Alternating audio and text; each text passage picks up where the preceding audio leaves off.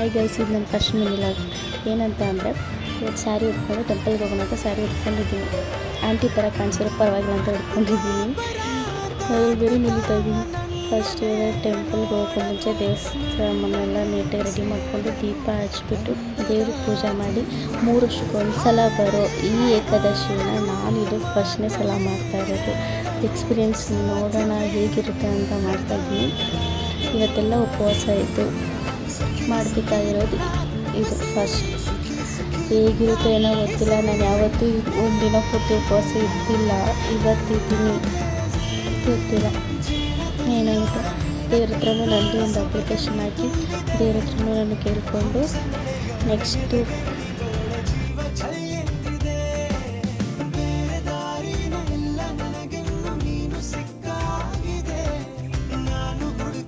ದೇವ್ರ ಹತ್ರ ತಗೊಂಡು ನನಗೂ ಪೂಜೆ ಕಂಪ್ಲೀಟ್ ಆಯಿತು.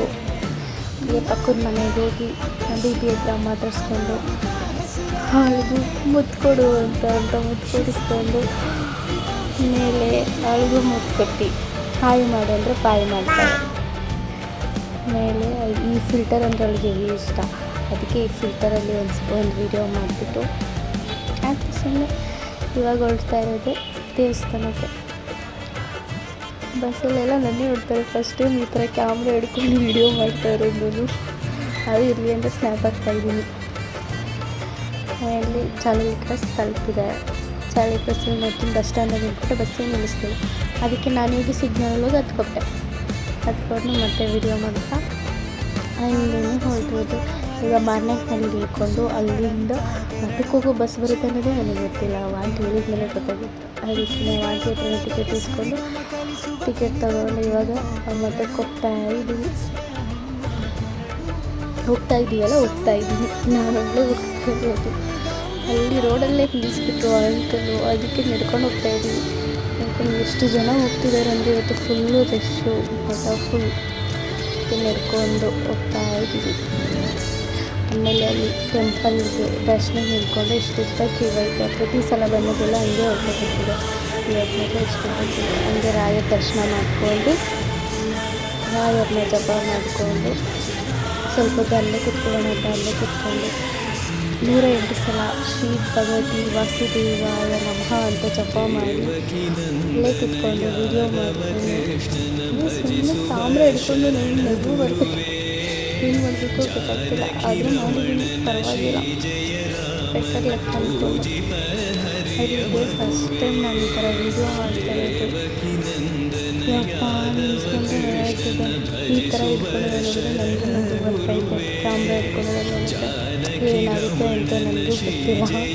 ಇದೇ ಫಸ್ಟ್ ಟೈಮ್ ಮಾಡ್ತಿರೋದ್ರಿಂದ ಏನೂ ಆಗಲ್ಲ ಅಂತ ಅಂದ್ಕೊಂಡಿದ್ದೀನಿ. ಅದು ನಾನು ಮಾಡ್ತೀನಿ. ಮುಂದೆ ಲಾಗ್ ಮಾಡಬೇಕು ಅಂತ ಅಂದ್ಕೊಂಡಿದ್ದೀನಿ.